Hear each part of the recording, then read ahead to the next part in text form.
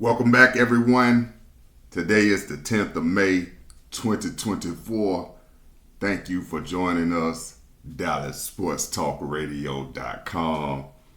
And you can tell by the way that we're speaking on the microphone right now that we have a huge smile on our face watching hashtag Luka Dunkett and hashtag Uncle Drew Dallas go up into hashtag WNBA Thunder and split the series 1-1 with a rabid crowd. OMG. Did anyone hear the crowd that was in OKC last night screaming Luka sucks? Ooh. And plus he fell and hit his face on the floor with Lou Dirt being dirty, running up in between the man's legs. Showed that the first game. Let's get into it. Mavericks win. 119-110. Couldn't keep up that pace that you put those 73 points up at halftime. That was the first thing we saw in game one. 73 points at the half. Mavericks had 63. Come back that second game, Mavericks had 62. Couldn't keep up that pace that you had in game one in your own gym. That's the same thing we told y'all when we were speaking on the WNBA Thunder versus the Dallas Mavericks. Once you put that defense on them, Dunsville, Shaq, Big Diesel, we tried to warn you, man. You cannot choose against Luka Dunkett. Big Chuck, round bound rebound. We love you. We love you. But you can't choose against Luka, man. How do you think these guys gonna run the Dallas Mavericks out of the gym when toward the end of the regular season, Luka and Kyrie didn't even play? They had the second team out there with P.J. Washington and Daniel Gafford holding it down. It wasn't until, just like game one, in the playoffs, third quarter, end of the third, start of the fourth, OKC bust that thing open. That's what is expected. They played at home. You expect them to go home and do that thing the same way they had done previously. But you knew they weren't ready. We told you. Put that on-ball defense on them. They talking about this dude should have been the MVP in SGA. There's only one MVP candidate, official, real, live and breathing, in the series between WNBA Thunder and the Dallas Mavericks. And that's hashtag Luka Dunkett. We've been trying to tell y'all ever since this guy came to the Mavericks. It's a similar thing with what's going on with the Dallas Cowboys. We're not going to get into the Dallas Cowboys right now and them needing to get rid of Big Max Promise. You've heard me on the show many times. We got a whole show dedicated to hashtag Big Max Promise and hashtag That's My Son's Friend. We're letting you know when your coaching sucks in the Metroplex, you need to go. We told Steve DeBoer, Dallas Stars should be 2-0 right now. He goes in the post-game press conference after game one, saying that the team that look like we need our big guys to step up. That's what you're supposed to do. You're supposed to motivate them. You're the head coach. That's what y'all done lost. You can't motivate these guys. And then want to sit up there and cry, talk about their different generation. Every generation. That's what makes sports what it is, the entertainment business. Every generation that comes up in a sports mind is thinking about winning. Coaches talking about, well, this is a different type of athlete. They're a different generation. Well, maybe you shouldn't be the coach. You can't adapt, which you've shown several times that you can't. But you don't hear anybody screaming for his job.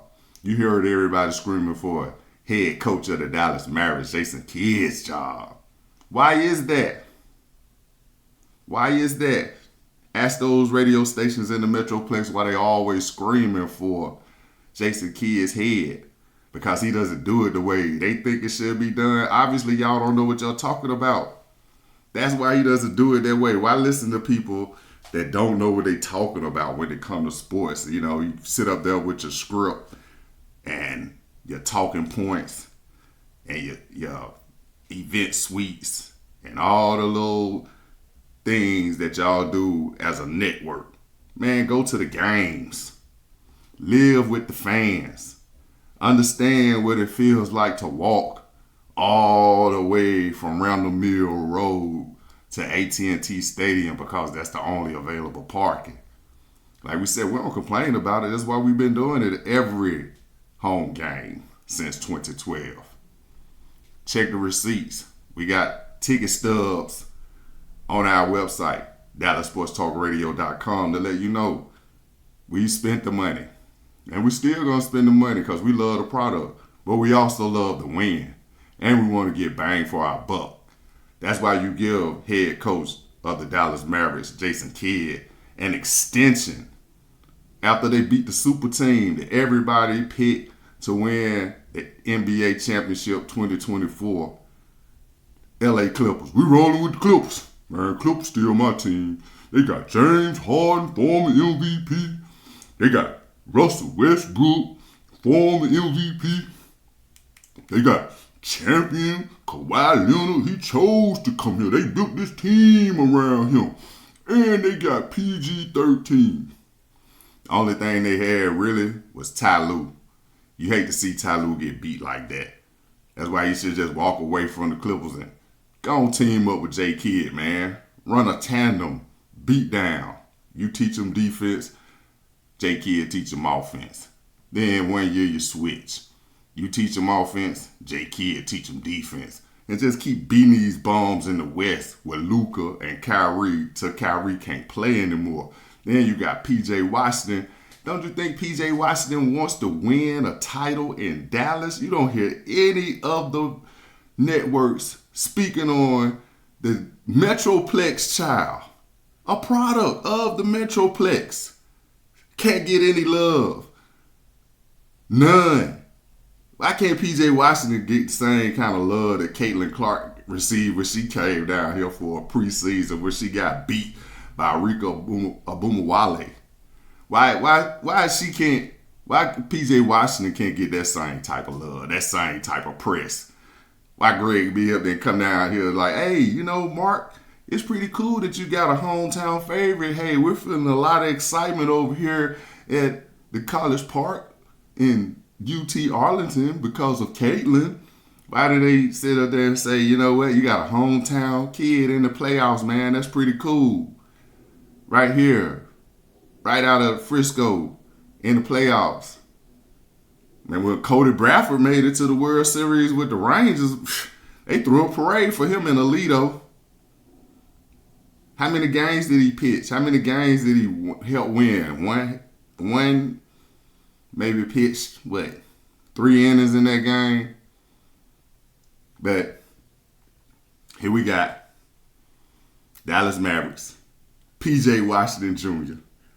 goes 8 crap yesterday against the WNBA Thunder. We told y'all, Shaq talking about they gonna get swept. There are no sweeps here. You better hope that you could come back with another split. You go down 3-1 after leaving the Metroplex. That's why Shea didn't win MVP. You go back to OKC 3-1. That's why you're not the MVP. You better hope you could come down here and get a split. They better hope they could come to the Metroplex and get a split. All that irky-jerky, flailing all over the place. Man, they played around that. Mavericks played around that. Chet Holmgren, we told you, BUMM, hashtag Bombsville's finest. Put that man in the same category as Victor Wembanyama. Get out of here. Chet is not it. Put him on the bench. He'll be a better sixth man. He holding you down. He's too slow. His three is garbage. 7 feet, nothing. That's what he That boy 7 foot nothing. It was just 7 feet tall, man. We got trees that do the same thing, just stand there and look crazy, flailing in the wind, man.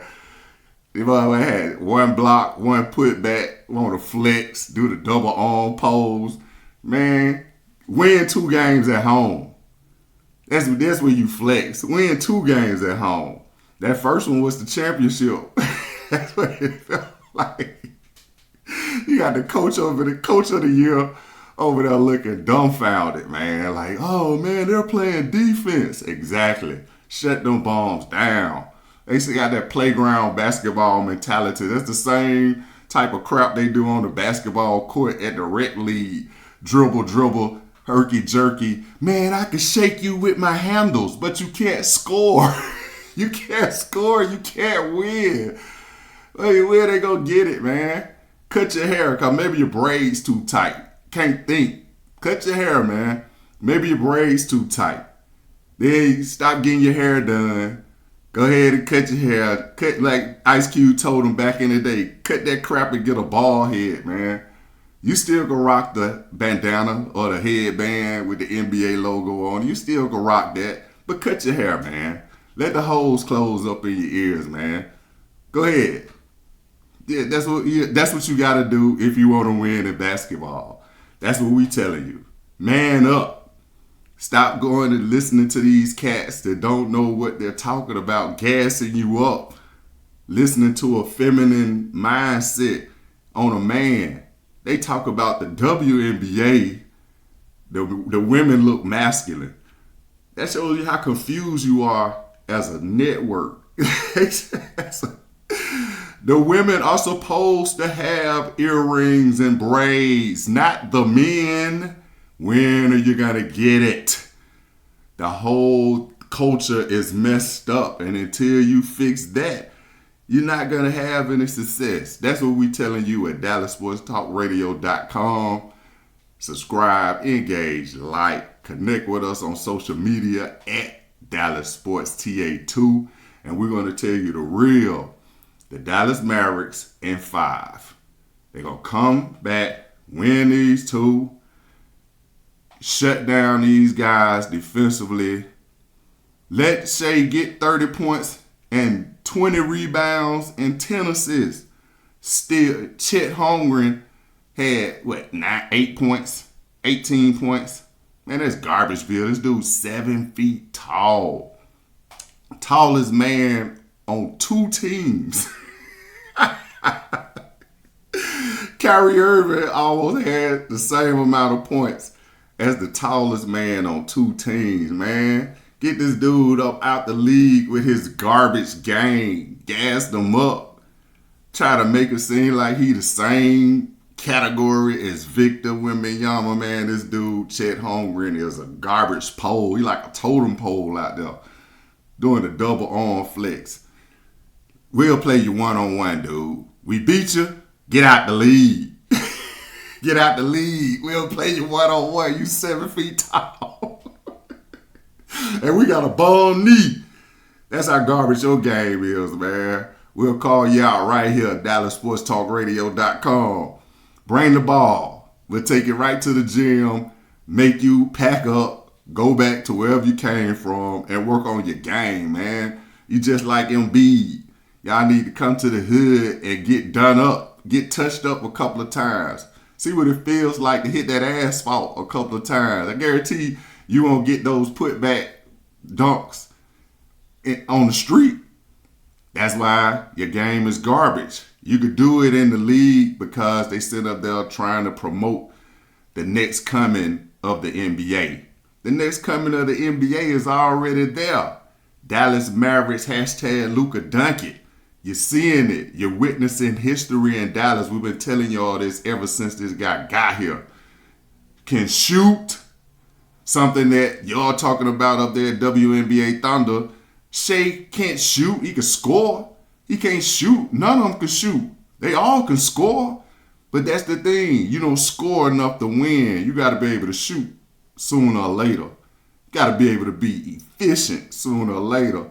11 for 19, one guy. 11 for 18, the other guy, man, for 58 points.